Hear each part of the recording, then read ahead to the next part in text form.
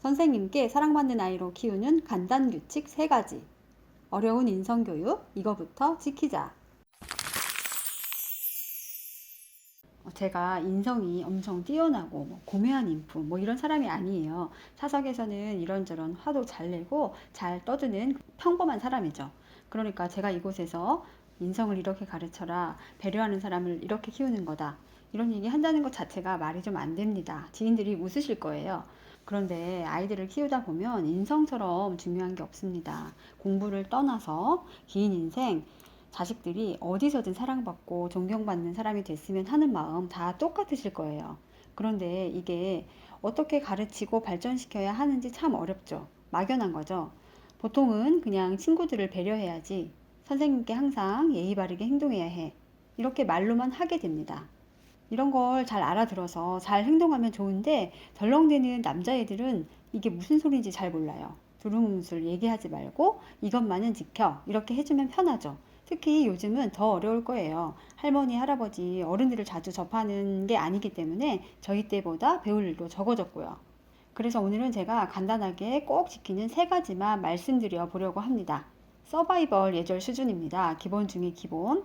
별건 아니지만 그래도 특히 선생님께 사랑받는 자녀가 되길 바란다면 꼭 끝까지 들어주세요.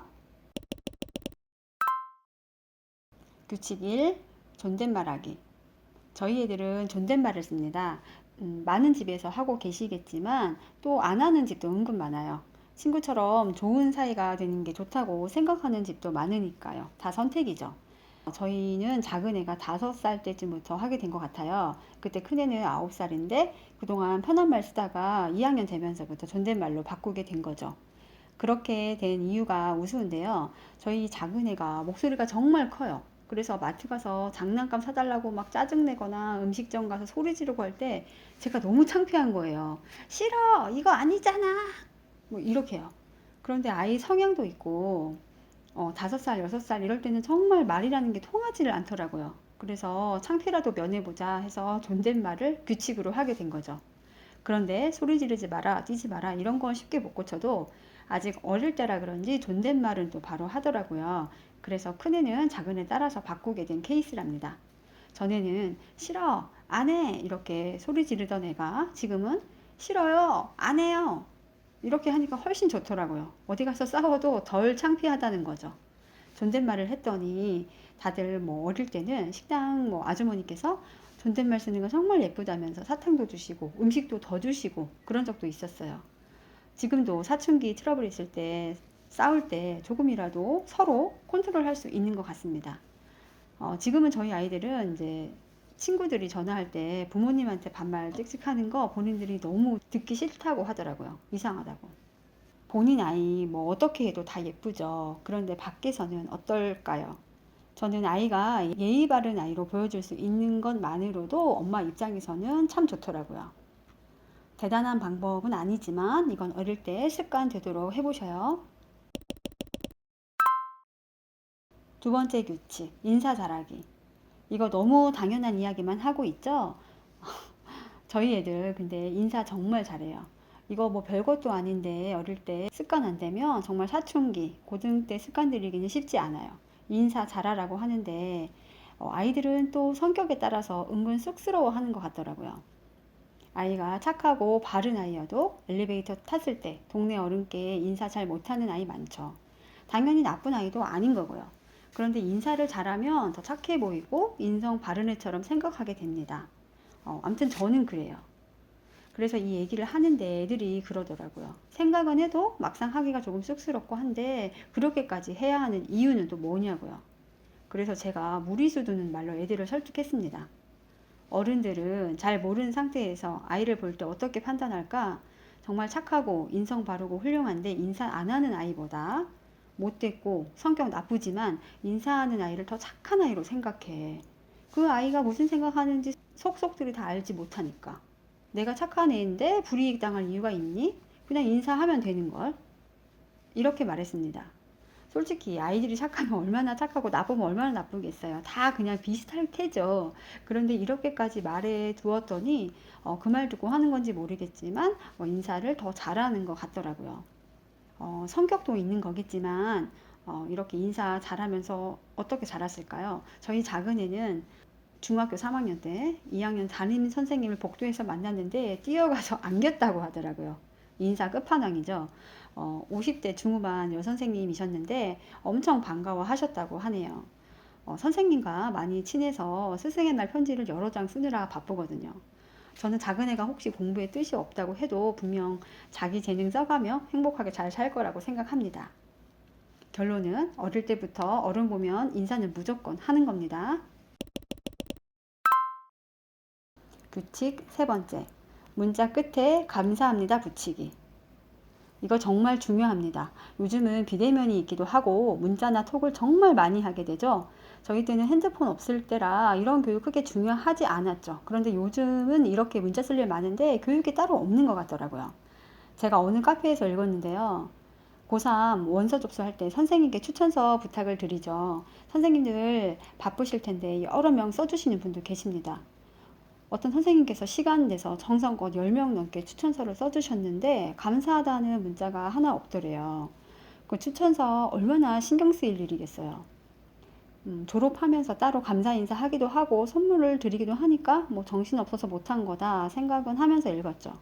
그런데요, 추천서를 올릴 때 기한이 있어요. 그래서 궁금할까봐 선생님께서 잘 올렸다고, 누구야 추천서 올려놓았다 하고 문자를 보내셨대요. 그런데 답이 하나 왔는데 답문자가 두둥, 네, 알고 있습니다. 였다고 해요. 너무 놀랍지 않나요? 감사합니다 한 줄이 있고 없고가 이렇게 느낌이 달라요.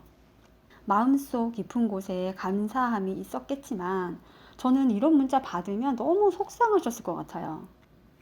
저는 짧은 메일이나 문자나 어디에도 감사합니다를 꼭 붙이라고 얘기해 둡니다.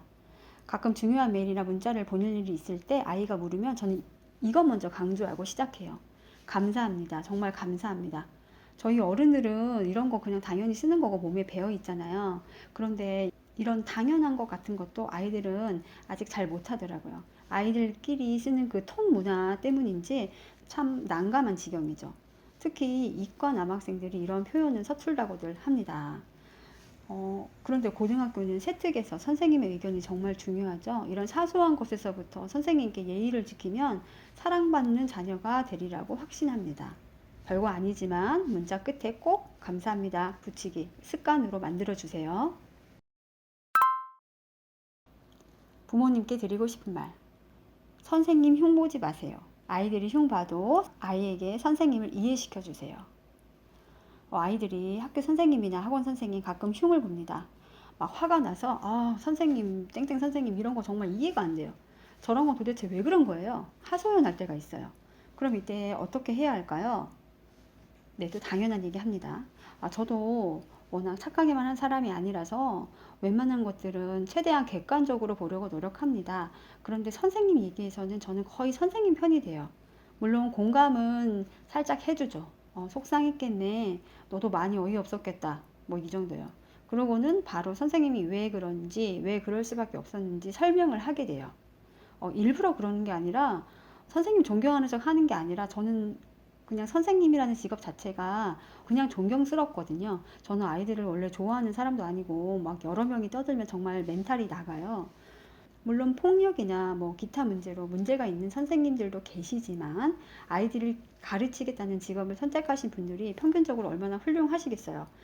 저도 직장생활 11년을 넘게 했었는데요. 사회생활 하면 정말 별의별 분들 다 만나잖아요. 그리고 아이들이 사회에 나가서도 독특한 사람을 만나면 또 그에 맞게 적응해서 살아야 하는데요. 그때마다 욕하며 살면 아이가 얼마나 불행하겠어요. 또 이것도 다 교육이 될 수 있는 거고요. 완벽한 사람이 어디 있나요? 사회 나가봐라. 선생님 좋으신 분이다. 이러죠. 무엇보다 엄마 입장에서 학업 측면에서 생각해 보면요. 선생님 싫은데 그 수업 재미있다. 그 수업 듣고 싶다. 이런 경우 거의 없습니다. 최대한 선생님을 좋아하게 만들어야 공부도 더 열심히 하게 됩니다. 그러니까 선생님을 이해시켜 보시고 혹시 흉볼 일 있으시면 아예 안 듣는 데서 하시고요. 다들 아시지만 잘 못 지키시는 거죠? 다시 한번 중요하다고 말씀드립니다. 꼭이요. 오늘도 도움 되시면 좋겠네요. 다음에 또 올게요. 안녕.